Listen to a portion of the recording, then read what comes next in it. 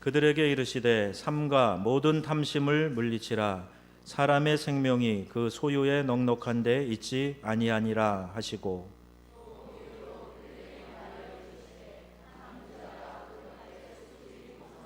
심중에 생각하여 이르되 내가 곡식 쌓아둘 곳이 없으니 어찌할까 하고,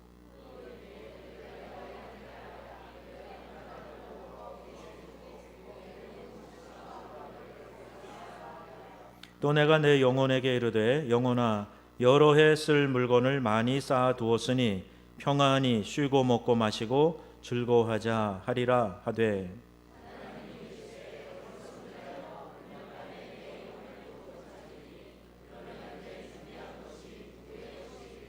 함께합니다. 자기를 위하여 재물을 쌓아두고 하나님께 대하여 부요하지 못한 자가 이와 같으니라. 하나님께서 예비하신 큰 은혜가 여러분의 심령 가운데 가득하시기를 축복합니다. 모든 일이 시작이 중요한데 시작보다 더 중요한 것은 어떻게 마무리하는가 하는 것이 더 중요합니다. 초등학교 때 영재보다 갈수록 더 공부를 잘하는 사람이 또 원하는 대학에도 가고 원하는 직장도 얻고 좀 더 이렇게 계획하는 일들을 사회에서 실현해 가는 것을 보게 됩니다. 어렸을 때 아주 예쁜 것보다 자라면서 더 예뻐지는 사람이 더 빛나게 되죠. 인생도 마찬가지라고 그럽니다. 우리의 인생이 아무리 중간중간에 영광스러운 일, 성공하는 일, 좋은 업적들 남겼어도 그 인생의 마지막이 아름답지 않으면, 그 인생의 퇴장이 아름답지 않으면 결국 승리하는, 성공하는 그런 인생을 살지 못한 것이지요.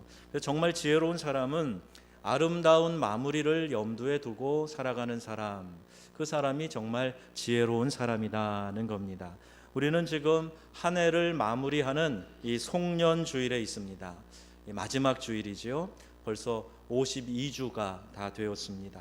이렇게 한 해를 우리에게 주신 52주를 다 보내고 마무리하는 이 주일에 여러 가지 생각들이 또 들어요. 그리고 저는 특별히 이렇게 하루가 있고 한 달이 있고 1년이라고 하는 이런 구분이 있는 것이 참 감사합니다. 어떤 실패가 있었어도 또 어떤 아픔이 있었어도 잘 정리하고 마무리하고 또 새롭게 시작해라 하는 하나님의 섭리가 느껴지기 때문에 그렇습니다. 오늘 우리는 어떻게 한 해를 마무리할까? 하나님의 말씀 가운데 한번 생각해 보려고 합니다. 먼저 오늘 본문의 말씀을 보면 삼가 모든 탐심을 물리치라, 이렇게 말씀하고 계세요. 사람들은요, 이 존재의 의미보다 소유의 의미로, 소유를 목적으로 살아가는 그런 경우가 대부분입니다. 깊은 철학적인 사고를 하든지 아니면 신앙심이 깊은 사람들을 제외하고는 대부분 비슷해요. 소유가 그 사람의 존재를 나타내는 것처럼 그렇게 평가되는 세상입니다. 그래서 허세와 허영이 끊이지 않습니다. 큰 집, 큰 차, 비싼 명품 사람들이 휘감고 내가 이만큼 소유했어 하는 것을 자랑하면서 살아가고 있습니다. 세속에 물든 기독교 신앙 역시 여기에 하나를 더 보태서 허수까지 나타냅니다. 그래서 숫자와 재정이 그 교회를 말해주고 그 교회를 이끄는 목회자의 수준을 말해준다, 이렇게 판단하는 거지요. 교인들도 목사를 그렇게 대합니다. 이 목사님은 큰 교회 목사님이야, 이렇게 이야기를 하는 거예요. 이게 참 세계적으로 공용어처럼 제가 들렸어요. 아프리카에 가니까 아프리카 사람들이 그랑파스터라고 그래요. 큰 목사님이래요. 그래서 보니까 키가 큰 줄 알았더니 키도 조그만데 큰 목사라고 부르더라고요. 그래서 아프리카 사람만 그러나 그랬는데 유럽 코스타 강사로 오신 한국의 유명한 어느 여자 목사님이 자기 자신을 내가 큰 목사인데 이렇게 소개하시더라고요. 그래서 이게 바로 우리가 염려하는 허세, 허영, 허수와 관련이 있는 것이구나, 좀 마음 씁쓸한 생각이 들었어요. 성경은 이것을 탐심이라고 말하고 있습니다. 거룩함을 가장한 세속적 탐심이 교회 안에도 얼마든지 침투하고 들끓 수 있다는 이야기입니다. 이 탐심의 역사는 인류의 죄의 기원과 동일합니다. 인류 최초의 범죄는 아담과 하와가 이 탐심을 받아들인 거예요. 이 탐스러운 과일의 실과를 먹으면 내 눈이 밝아져서 하나님처럼 될 것이다 라고 하는 뱀의 유혹을 들을 때 정말 그 실과가 그러고 듣고 보니까 보암직도 하고 먹음직도 하고 지혜롭게 할 만큼 탐스러워 보였다, 이렇게 기록되어져 있어요. 그리고 이 탐심은 교만과 항상 짝을 이루어 찾아옵니다. 탐심이 생기면 교만이 따라오고요, 교만한 마음이 먼저 들어와도 또 거기에 탐심이 쫓아옵니다. 본문에 한 비유가 등장하는데 무리 중에 어떤 사람이 예수님께 부탁하는 거예요. 예수님, 제 형을 명하여서 아버지의 유산을 좀 저랑 나누라고 해주세요. 이렇게 예수님에게 부탁합니다. 그때 예수님의 대답은요, 이 사람아, 누가 나를 너희의 재판장이나 물건 나누는 자로 세웠느냐, 이렇게 반문하셨어요. 들어주시고 또 인자하신 예수님이 좀 내 답답한 마음 풀어주실 줄 알고 얘기를 했는데 이렇게 반문하신 겁니다. 군중이 기대하는 예수님과 진정한 예수님의 정체성 다를 수 있다는 거예요. 우리가 기대하는 예수님의 모습과 원래 본질이신 예수님과 다를 수 있다는 이야기입니다. 오병이어의 기적을 체험한 이들이 예수님을 왕 삼으려고 했어요. 그때에도 예수님은 썩을 양식을 위해 일하지 말고 영생하도록 있는 양식을 위해 일해라, 이렇게 말씀하십니다.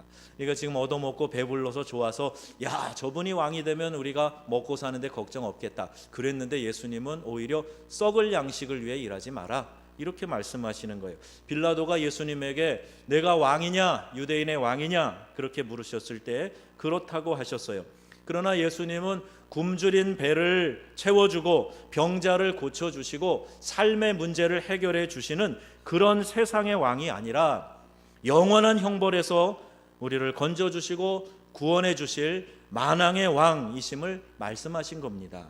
우리가 신앙생활하면서 오해하지 말아야 됩니다. 내가 생각하고 내가 그리는 예수님이 마치 본질이고 전체인 것처럼 생각해서는 안 됩니다. 본문은 예수님을 따르는 사람들이 신앙이라는 미명 아래 가지는 바람이 주님의 뜻과 맞지 않을 수 있음을 보여주고 있습니다. 주님이 이 사람의 중심에 재산을 탐하는 그 탐심에 있는 것을 간파하셨어요. 그래서 삼가 모든 탐심을 물리치라, 이렇게 말씀하신 겁니다. 이사야 57장에 보면 탐심은 죄다라고 말씀하고 있어요. 로마서 7장에도 보면 죄가 기회를 타서 내 속에 온갖 탐심을 이루었다, 이렇게 말하고 있습니다. 십계명에도 내 이웃의 것을 탐내지 말라 그랬어요. 골로새서 3장 탐심은 우상 숭배니라 그랬습니다. 여러분, 우리 안에 있는 탐심이 하나님이 원하지 않는 것이다 하는 것을 알아야 됩니다. 세상은 계속해서 우리 안에 탐욕이 가득하도록 유혹하는 거예요. 그래서 이것을 가져봐라, 이 자리에 앉아봐라, 이걸 누려봐라, 그러면 인생이 행복해질 거야, 이렇게 자꾸 우리의 탐심을 자극합니다. 예수님은요, 우리가 해달라는 대로 해주시고 사라지는 램프의 요정 지니가 아니에요. 지니는요, 램프의 요정이 이렇게 문지른 사람 앞에 나타나서 주인님 그리고 이야기하죠. 그리고 소원이 무엇입니까? 들어드리겠습니다, 그러지 않습니까? 그런데 우리 예수님은요, 우리가 그분을 주님이라고 부르는 거예요. 또 이 우리가 드리는 기도가 금 나와라 뚝딱 하는 이 도깨비 방망이 같이 생각하시면 안 됩니다. 이것은 우리가 잘못된 우리의 민속신앙에 오염되어 있어서 하나님을 램프의 요정처럼 우리가 드리는 기도를 마치 주문을 외워서 무엇인가 내게 일확천금이 얻어지는 것, 이게 축복이라고 생각하도록 이렇게 오해하게 만들고 있다는 겁니다. 하나님을 현실의 필요를 위해, 더 정확하게 말하면 내 탐심을 채우기 위해 만든 신이 아니에요. 내가 믿고 따르는 구원자이시고 나의 주인이시고 내 생명을 보장해 주시고 나를 영원한 안식처로 인도해 주실 내 영혼의 주인, 그분이 바로 우리 하나님 아버지이심을 우리 모두가 다 중심으로 고백하시기를 주의 이름으로 축원합니다. 탐심을 비전이라고 가르치는 이 잘못된 복음에서 우리의 귀를 씻어내야 됩니다. 성공, 출세, 남들로부터 인정받는 것이 신앙의 이유나 삶의 목표가 되어서는 안 됩니다. 그러면 우리가 세상의 사람들과 다를 것이 무엇이 있겠습니까? 오히려 주님을 뜨겁게 사랑하고 내게 은혜와 구원을 베푸신 그 사랑에 감격하는 것, 그래서 받은 그 사랑을 깨닫고 형제자매들을 사랑하는 것, 이것이 신앙인의 삶이에요. 하나님께 영광을 돌리고 하나님을 영원토록 즐거워하는 것, 이것이 우리의 삶의 목표다. 우리 소요리 문답에서 우리 장로교 신자들은 이거 많이 공부하면서 그렇게 믿음 성경 배우셨을 텐데, 우리 받은 사랑을 하나님께 돌리기 위하여서 내 삶의 목적이 이것이 돼야 되고 하나님께 영광 돌리는 것이 되어야 되지, 탐심을 우리의 삶 속에 받아들여서는 안 됩니다. 하나님을 영원토록 즐거워하고 하나님께 영광을 돌리고, 이게 삶의 목표가 되어 있는데 어떻게 내가 탐심을 받아들이고 탐심이 비집고 들어올 틈이 어디에 있겠습니까? 이 해가 가기 전에 우리 안에 있는 모든 탐심을 내려놓을 수 있기를 주님의 이름으로 부탁드립니다.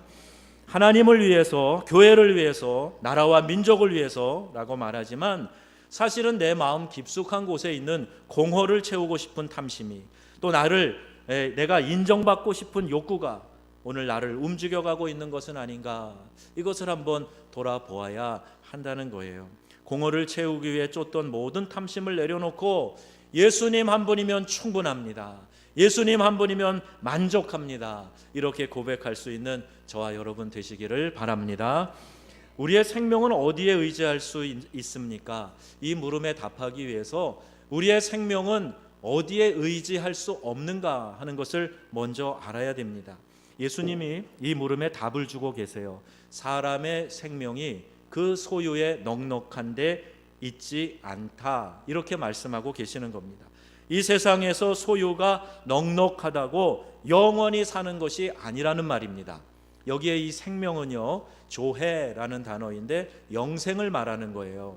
우리가 이 땅에서 제한된 삶을 살고 가는 이 생명만이 아니라 영원한 생명, 그 조해, 영원한 생명, 이것이 사람이 가지고 있는 탐심으로 보장되는 게 아니라는 거예요. 소유의 넉넉함에 있는 것이 아니라는 겁니다.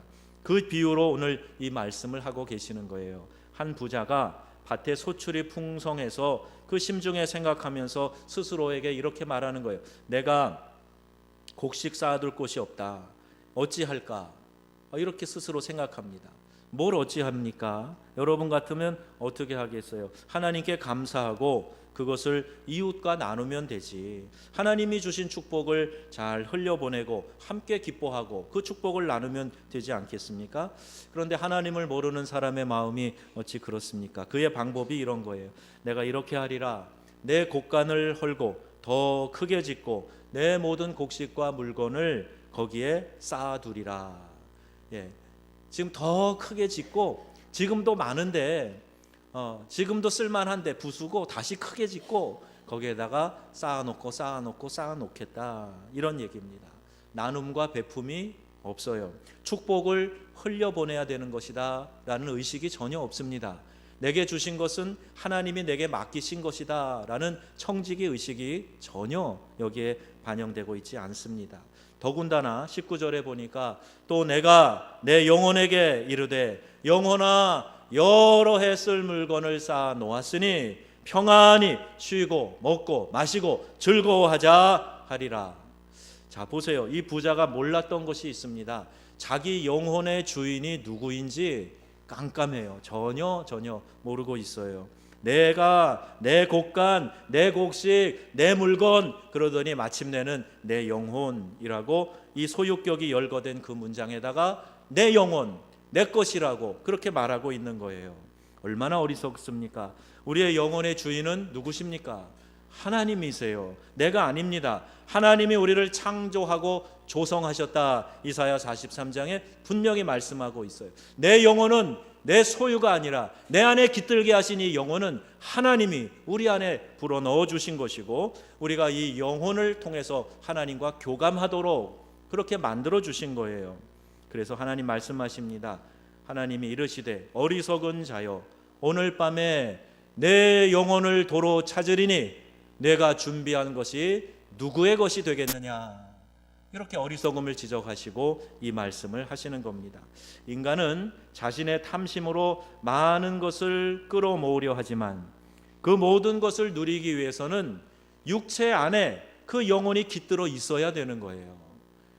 여러분, 우리가 살아있을 때 권력이지, 살아있을 때 물질이지, 명예도 살아있을 때 필요한 것이지, 죽으면 끝나는 겁니다.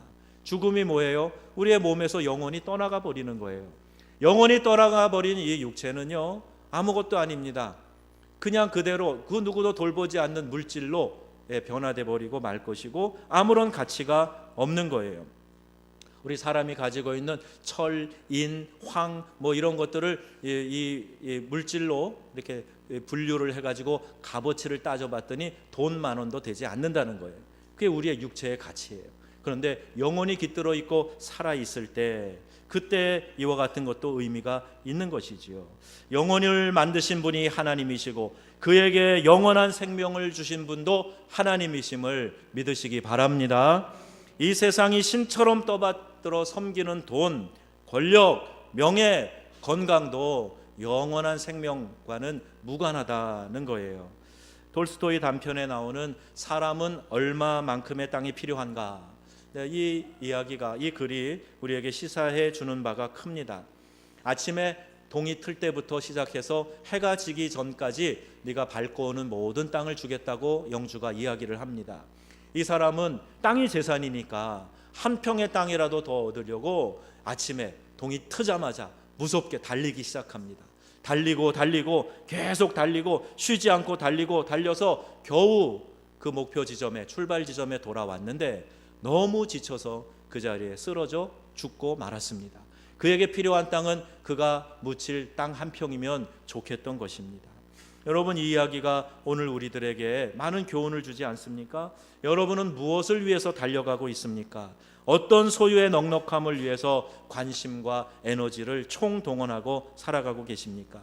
명예, 건강, 돈, 여행과 레저, 그리고 누군가에게 인정받고 싶은 욕구, 그 어떤 것을 향해서 여러분 달려가고 있습니까?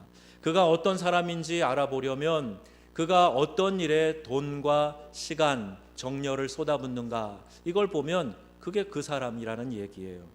기도하는 사람은 기도하는데 시간과 에너지를 쏟습니다. 하나님을 사랑하는 사람은 주님 사랑해요 라고 고백만 잘하는 사람이 아니에요.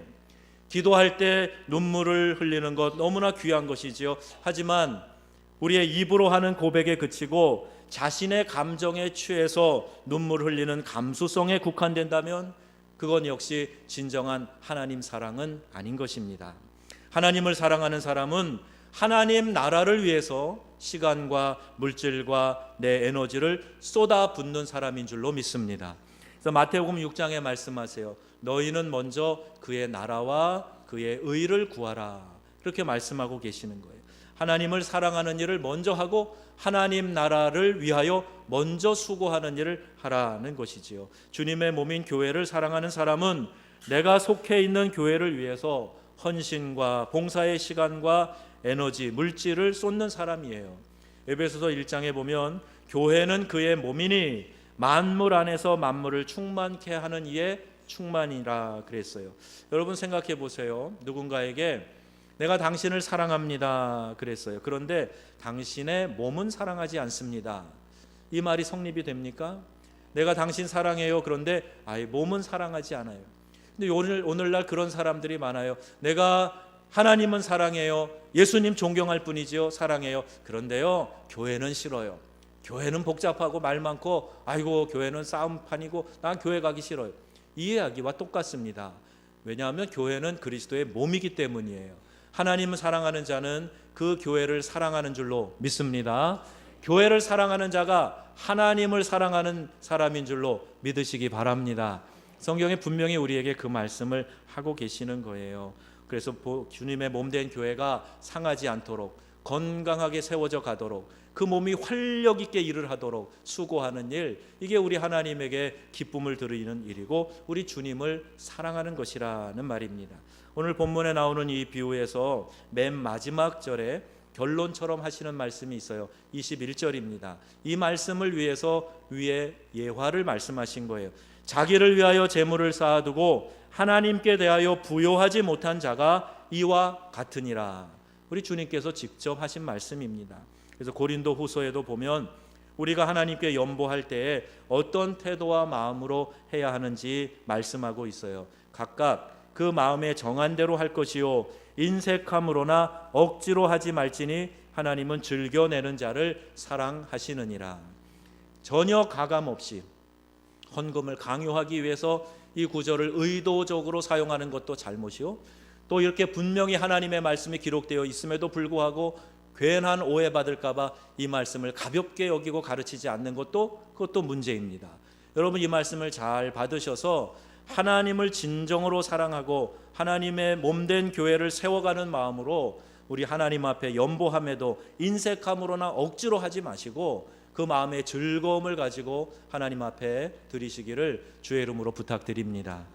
사람의 생명은 어디에 있습니까? 사람의 생명이 그 소유의 넉넉함에 있지 않다 했다면, 그러면 사람의 생명, 이 영생, 조회, 이 생명은 어디에 있습니까? 누가 우리의 영원한 삶을 보장해주고 계시는 것입니까? 이것이 우리가 기독교 신앙을 갖는 이유이고, 왜 예수님을 믿고 왜 교회에 나와야 하는지, 왜 하나님 나라를 위해 살아야 하는지, 이 모든 것에 답을 주고 있는 근본적인 진리예요. 요한일서 2장에 그가 우리에게 약속하신 것은 이것이니 곧 영원한 생명이니라, 이 말씀입니다. 하나님이 우리에게 분명하게 약속하신 것이 이거예요. 우리에게 영생을 주시겠다는 겁니다. 이 땅에서 내가 너를 부자 만들어 줄게, 내가 이 땅에서 네가 존경받는 사람이 되게 해줄게, 그걸 보장하시는 게 아니라 내가 한 가지 약속은 분명히 하는데 너네들에게 영생을 허락해 주겠다, 이 약속의 말씀입니다. 여러분이 이 약속의 말씀 붙드시기 바랍니다. 이 땅에서는 부하게 살 수도 있고 좀 가난하게 살 수도 있어요. 건강하게 살 수도 있고 병약하게 살 수도 있어요. 명예롭게 살 수도 있고 남들이 알아주지 않는 그런 삶을 살 수도 있어요. 그러나 그게 중요한 것이 아니라 우리 모두에게 꼭 필요한 것은 영생인 줄로 믿습니다. 그리고 그 영생을 하나님이 보장해 주시고 내가 이것을 너에게 주겠다, 이렇게 말씀하고 계시는 거예요. 이 영원한 생명이 우리에게 왜 필요한가? 이 생명의 길을 마련해 주신 이유가 뭔가? 어떻게 하면 이것을 받을 수 있는가? 이것을 설명하는 것을 통틀어서 복음이라고 이야기하는 거예요. 복되고 기쁜 소식이라는 거예요. 여러분, 이 복음은 우리가 꼭 신앙생활하는 동안 알고 이 복음을 우리가 받아들이고 반응을 해야 됩니다. 만약 여러분이 뱃놀이 하다가 물에 빠졌어요. 그런데 수영을 못하고 물에 빠져 죽어가는 그 순간에 누군가 여러분을 건져준 거예요. 그럼 여러분 그에게 어떤 마음이 드시겠습니까? 뭐라고 하시겠습니까? 우리 속담처럼 물에 빠진 자 건져줬더니 보따리 내놓으라 그런다고, 아우 내가 명품백 하고 있었는데 그거 못 봤냐고, 혹시 당신이 챙기지 않았냐고, 이렇게 하시겠어요? 그런 분 계시면 신앙 이전에 인간이 좀 돼야 됩니다. 나를 건져준 그분에게 뭐라고 말씀하시겠어요? 고맙습니다, 내 생명 구해주셔서 감사합니다, 그러지 않겠습니까? 그리고 내가 기쁨을 다해 마음을 다해 최선을 다해 살해하고 싶은 마음도 들지 않겠어요? 그런데 그 사람이 나를 구해주다가 자기의 생명을 잃었다고 생각해 보세요. 나를 겨우 건져주고 나는 살았는데 너무너무 지치고 그래갖고 물에 빠져 그 양반이 죽었다. 그러면 여러분 어떻게 하시겠습니까? 평생 빚진 자의 마음으로 그 사람의 가족도 돌봐주고 그럴 마음 들지 않겠어요? 내 생명을 건져줬는데, 나를 살게 해줬는데 얼마나 고마워요. 그 은혜를 잊겠습니까? 잊으면 사람이 아니죠. 그 은혜를 생각하면서 살지 않겠어요? 우리 한국의 최초 선교사님 중에 감리교 아펜셀러 선교사님이 있어요. 이 앞에 목포 앞바다에서 배가 침몰하게 될 때 여중생을 거기서 건져주고 자기는 목숨을 잃었습니다.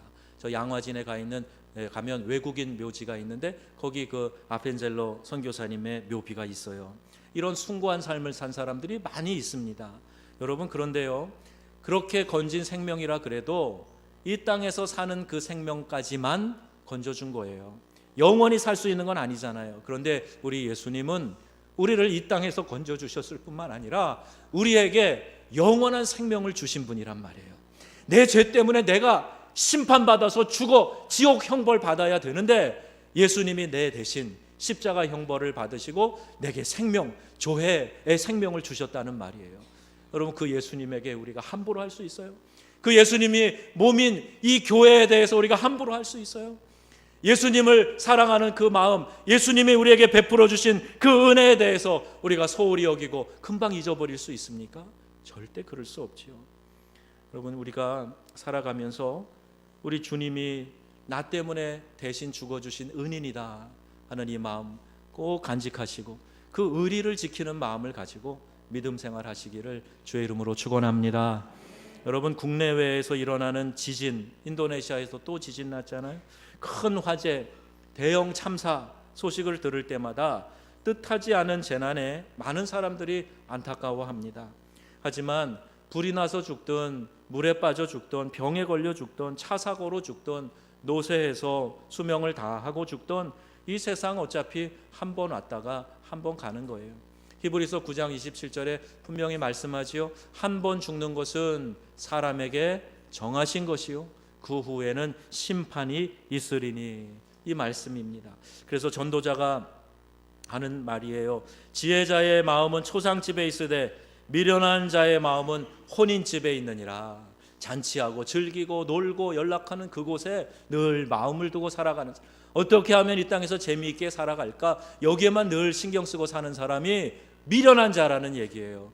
초상집에 가면 한 번은 죽음의 의미를 생각합니다. 이번에 우리 김희수 권사님 이렇게 빨리 가실 줄 누가 알았어요? 한 달 전에 입원했는데 입원하시기 전까지도 꼭 이 자리에 앉아 계셨고 늘 당당하고 씩씩하시고, 그리고 병원에 신방 갔을 때에도 일어나 앉아서 내가 좋아하는 찬송 불러라. 여기에 모인 우리 가족이 알더라고요. 찾아가지고 같이 부르는데 막 힘을 다해서 따라 부르시는 거예요.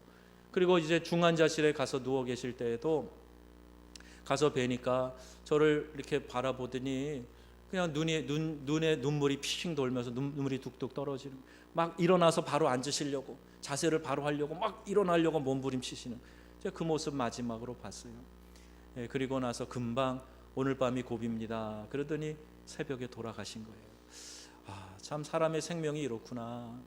언제 우리가 그분이 그렇게 빨리 가실 줄 생각이나 했겠어요? 그런데 가족들이 함께 한 교회에서 예배했으면 좋겠다, 이런 마음의 소원을 꼭 유언처럼 남기셨다는 거예요. 며느리가 와서 펑펑 울어요. 우리 아버지가 이렇게 부탁했는데, 아버지가 건강하실 때 내가 그 말씀 듣고, 내가 원래 예수 믿던 처자였는데 결혼하면서부터 교회도 안 나가고 그랬는데 너무 후회가 된다고, 좀 더 빨리 아버님 모시고 예배 드렸으면 얼마나 아버님 좋아하셨을까, 그게 후회가 된다고 막 펑펑 울어요. 그래서 제가 하나님이 이 자녀들 구원하라고 마지막 사명을 이렇게 주시고 이렇게 걷어 가시는구나, 그런 마음이 들었어요. 그래서 더 많이 기도하게 됐습니다. 여러분, 우리들 아무도 몰라요. 하나님이 언제 우리를 불러 가실지 몰라요. 어떤 분은 전도하니까 나 50살 되면 나가겠다고 그러더라고요. 여기 나가서 제가 요 미용실 가가지고 앉아갖고 전도하는데 이분한테 예수 믿으셔야죠, 전에 교회 다니셨다면서요? 그랬더니 제가요, 지금은 뭐 여행 갈 때도 많고 바빠요, 놀 것도 많아요, 50살 되면 나갈게요. 50살 누가 보장합니까? 빨리 예수 믿으세요, 예배 드리세요. 그렇게 이야기를 나눴어요. 여러분, 우리가 이렇게 우리의 인생에 갑자기 닥칠 일들을 생각하면서 언젠가 우리가 하나님께 부르심을 받을 텐데 그때 부끄럽지 않게 주님 앞에 서겠습니다, 이 마음을 가지고 믿음으로 정진하시기를 주의 이름으로 축원합니다. 인생의 마지막 때 내 생이 끝마쳐지는 그 순간 생각하고 준비하며 살아가는 사람이 지혜로운 사람이라는 거예요.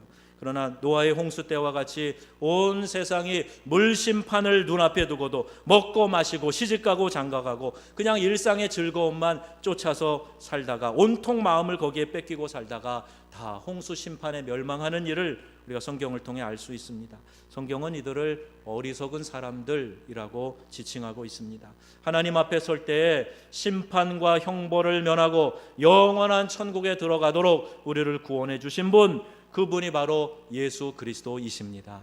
여러분, 이 신앙의 고백을 꼭 간직하셔야 돼요. 하나님이 세상을 이처럼 사랑하셔 독생자를 주셨으니 이는 저를 믿는 자마다 멸망치 않고 영생을 얻게 하려 하심이라. 올해가 가기 전에 여러분 혹시 예수님을 나의 구주로 모시지 않은 분 계시면 예수님을 꼭 나의 구원자로 영접하시기를 바랍니다. 손님을 집에 정성껏 모시듯이 내 마음에 예수님 들어와 주세요. 내 죄를 용서해 주시고 이제부터 나의 주인 되시고 천국 가는 그날까지 나를 인도해 주세요. 이렇게 모셔드리는 거예요.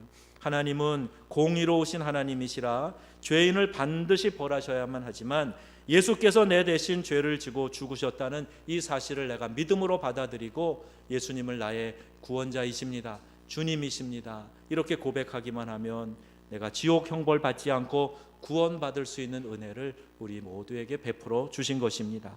여러분, 사람의 생명은 어디에 있습니까? 우리 예수님 안에 있는 줄 믿으시기 바랍니다.